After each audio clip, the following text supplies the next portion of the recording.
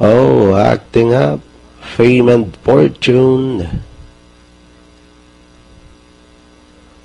Ready once again. The 1200-meter race is on its way. Kimagure draws for your lead. Ni Hao running on the outside by the Kuya Yani. In between runners comes Swerteng Lorke. Then moving up, Go Abigail, Wink and Warrior Conqueror second last, while Colby Boy is the tail ender.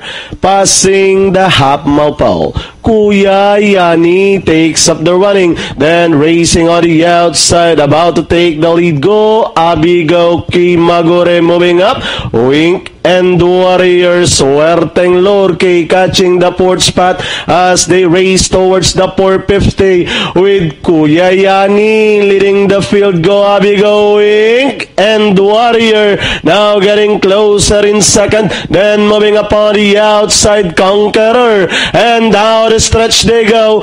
Kuya Yani, Wink and Warrior moving up down on the inside to take the lead. Wink and Warrior now leading the field. Kuya Yani dropping back in second. Conqueror on the outside with 75 meters.